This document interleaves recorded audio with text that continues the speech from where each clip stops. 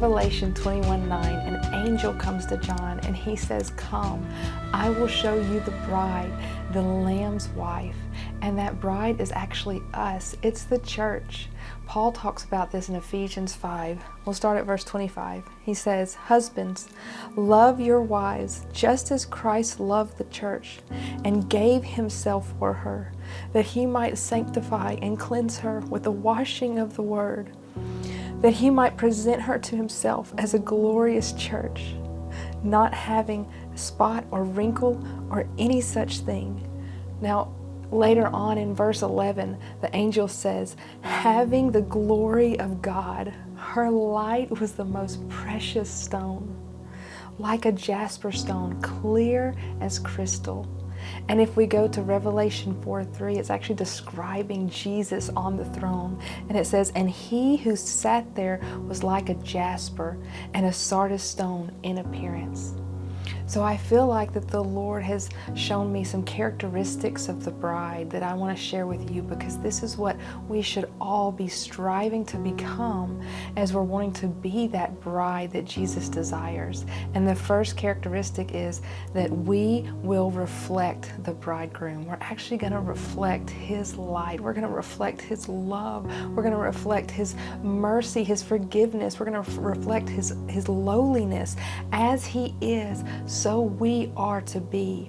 And this is why he actually washes the church, the body, with the water of his word, so that we can reflect him properly.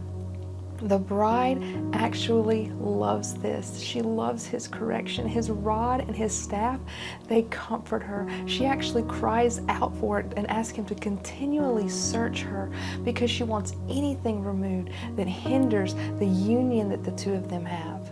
In Proverbs 31:13, it says, and this is in the Passion Translation, "She searches out continually to possess that which is pure and righteous."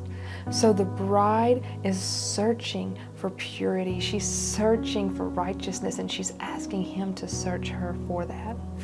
So for the bride, purity is so important. She desires to reflect him in all of the purity that he walks in. She desires to have those pure motives, and she's asking him to search her and help her find those and remove those. And that reflects what he said in verse 11, that her light was the most precious stone, like a jasper stone, clear as crystal. That just talks about the purity of the bride, which reflects the purity of her bridegroom. In Ephesians 4:18 through 19, it says, "Having their understanding darkened, being alienated from the life of God because of the ignorance that is in them, because of the blindness of their heart, who being past feeling, have given themselves over to lewdness, to work all uncleanliness with greediness." We see this as the exact opposite of what the bride does. There's several things going on here, but the main thing is that word lewdness. It actually means unbridled lust or desire. It can mean shamelessness. It talks about that their hearts have lost all feeling. They don't have that sorrow, that conviction anymore, because of how much they have walked in this and given themselves over to this. And it says down towards the end, to work uncleanliness with greediness. So it stems from this greediness that drives them, instead of like the bride, to give herself over to purity and search that out. They're giving themselves over to their own selfish desires. And the results of that, as we see, is that your understanding is darkened. You actually begin to lose the understanding of what your purpose is, what you're called to. You become alienated in the spirit from the life of God. And right here, Paul is actually talking to believers. He says in verse 17, he says, "This I say therefore, and testify in the Lord, that you should no longer walk as the rest of the Gentiles walk, in the futility of their mind." So he's telling them, don't do this as they're doing. Paul talks about the eyes of our heart being enlightened, and we know that the pure of heart will see God. So it's so important that we guard our heart and that we're continually taking it to him and allowing him to search out our motives, what it is that's driving us. Is Is it purity? Is it becoming more one with Him? Or is it greediness, and is it our own selfish desires? But down here in verse 20 it says, "But you have not so learned Christ, if indeed you have heard Him and have been taught by Him, as the truth is in Jesus." And then in verse 24 he says, "Put on the new man, which was created according to God, in true righteousness and holiness." So if Paul is saying, put on true righteousness and holiness, that means there's a false righteousness and false holiness that we can walk in. And that comes from us not guarding our heart and taking our heart to Him, for Him to search out those little errors in our heart, those little places where our motives are moved more towards the greediness and selfishness than they are towards becoming one with Him. You know, right before Jesus went to the cross in John 17, He's praying about oneness within the body, oneness with Him. It was what was on His mind. It was the joy that kept Him there on the cross and helped Him endure it. And that should be the same focus for us. He wants that to be the same focus for His bride, that she loves washing herself, allowing Him to wash her in the water of the Word, so that she purely reflects His pure light, and they are equally yoked. The second characteristic of the bride is that she is devoted to Him and Him alone. When we look at Song of Song 4, I'm reading this out of the Passion Translation. It says, "Listen, my dearest darling, you are so beautiful. You are beauty itself to me. Your eyes are like gentle doves behind your veil. What devotion I see each time I gaze upon you. You are like a sacrifice ready to be offered." So you can see here, actually you can see through the entire book of Song of Songs, they only have eyes for each other. In fact, you see through the whole story, there's no mention of another. And it's the same thing with Jesus. He gave Himself fully to us. He took a part of Himself to create us and then gave Himself to redeem us. He's all in with us, and He wants us all in with Him. When we go over to Song of Song 5:10, she starts talking about her bridegroom. "He alone is my beloved.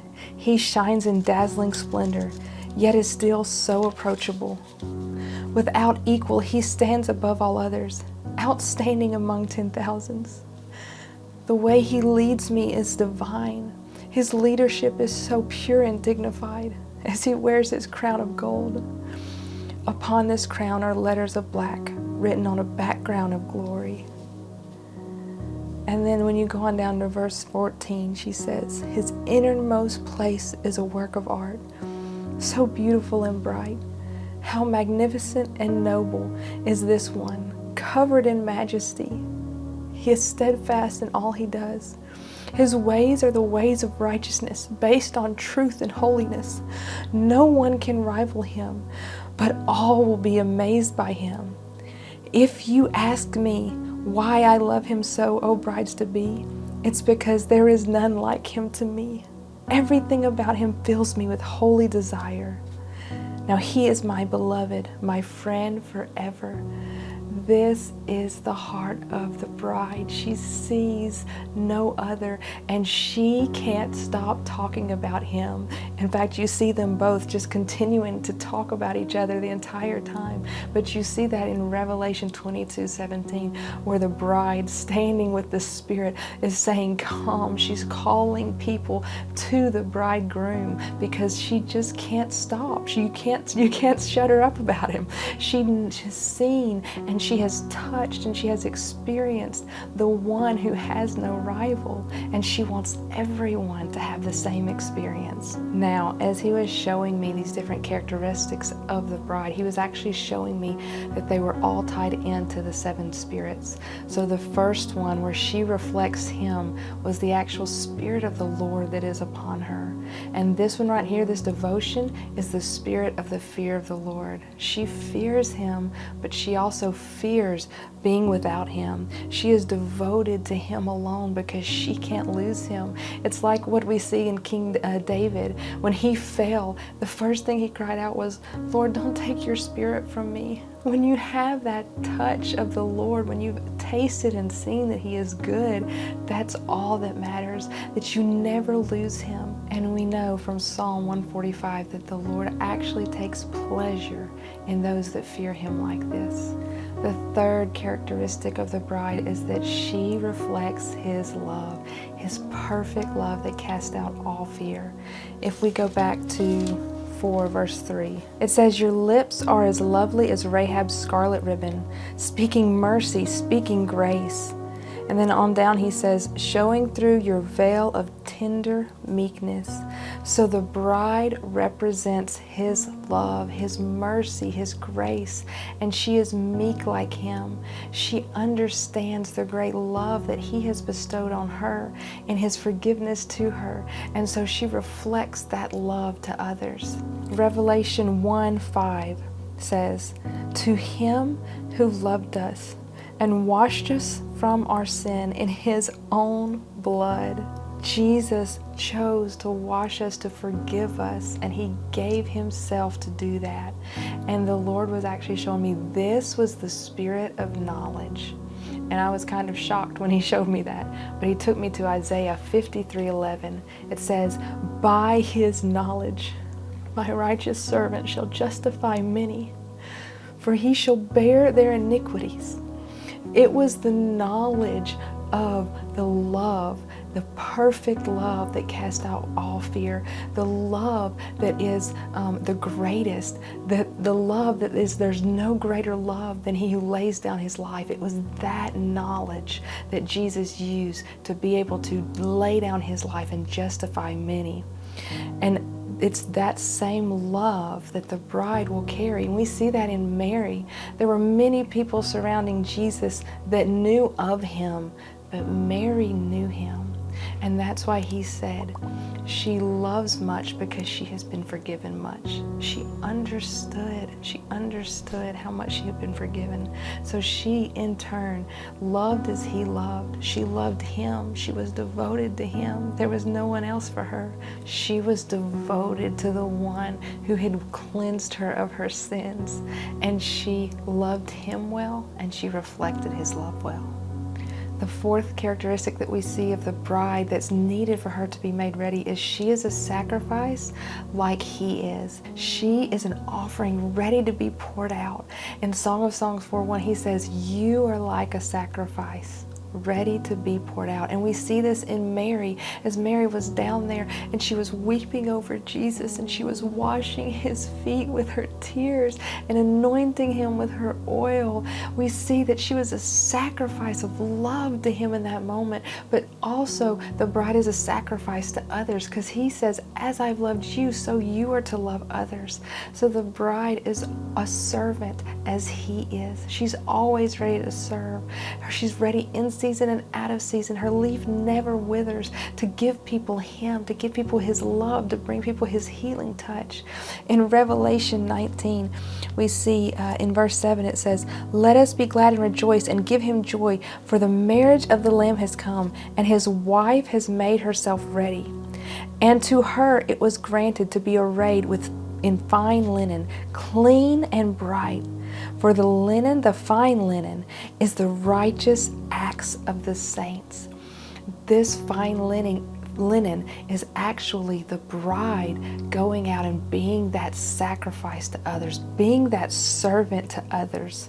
In Proverbs 31, we'll look at verse 11, 15, and 19. It says, her husband has entrusted his heart to her, for she brings him the rich spoils of victory. Even in the night season, she arises and sets food on the table for hungry ones in her house and for others. She stretches out her hands to help the needy. So the bride, she has the heart of compassion. that her king does. She leaves the 99 for the one. She goes and gives a cup of cold water to the needy because she knows as she's doing this, she's actually doing it to him. And she lays down her life to serve others. And he actually showed me that this was the spirit of understanding. And with understanding, you fully know, you see all the things, how they are all knit together, and you understand your place. Just as Jesus understood his place was to lay down his life for others. And we're able to come into this and understand that's our place. That we aren't here to be served, but we're here to serve. The fifth characteristic of the bride is that she actually walks in the wisdom of the Lord. Song of Songs 4:2, it says, "You now show grace and balance with truth on display." We know that in John he says that Jesus came with grace and with truth. And in Ephesians 4 it's talking about the mature church. And we see that that church actually is able to speak the truth in love. In Proverbs 31:26, she's described this way: "Her teachings are filled with wisdom and kindness, as loving instruction pours from her lips." So the bride brings forth the wisdom of the Lord, but with the grace and the love of Jesus. And this is the spirit of wisdom. The fifth characteristic of the bride is that she has an inner strength, and that inner strength is actually him. In Song of Songs 4:4, it says, "When I look at you, I see your inner strength, so stately and strong." And then in Proverbs 31:17, it says, "She wraps herself in strength, might, and power in all her works. She tastes and experiences better substance, and her shining light will not be extinguished." You know, inner strength is not shown or proven until you go through a trial. So, of course, we'll all go through things like this. You know, just because you're going through difficult times doesn't mean that you're not a strong person, and it doesn't mean that you've done anything wrong. You know, Jesus, when he was in the garden, he said, "My soul is exceedingly troubled to the point of death." So even he experienced such a heaviness from what he was about to go through that his soul was troubled. Just because your soul is troubled, just because you're going through a heavy season, it doesn't mean that you don't have an inner strength. But the inner strength is that you're able to go through it leaning on him, and you come out more like him and more one with him. At the end of Song of Songs 4:4, it says, "Your virtues and grace cause 1,000 famous soldiers to surrender to your beauty." That beauty is actually Jesus in her. That's what they're seeing. They're seeing the King shine out through her. And that is that spirit of might that they're seeing there, that inner strength that is leaning on him. The final characteristic of the bride is that she has the compassion of Jesus and is a nurturer. She nurtures others. She wants to help them come up to the standard and maturity of Christ. In Song of Songs 4:5, you see it says, "Your pure faith and love rest over your heart as you nurture those who are yet infants." In Song of Songs 8:10, it says, "But now I have grown and become a bride, and my love for him has made me a tower of passion and contentment for my beloved. I am now a firm wall of protection for others, guarding them from harm. This is how he sees me. I am the one who brings him bliss, finding favor in his eyes."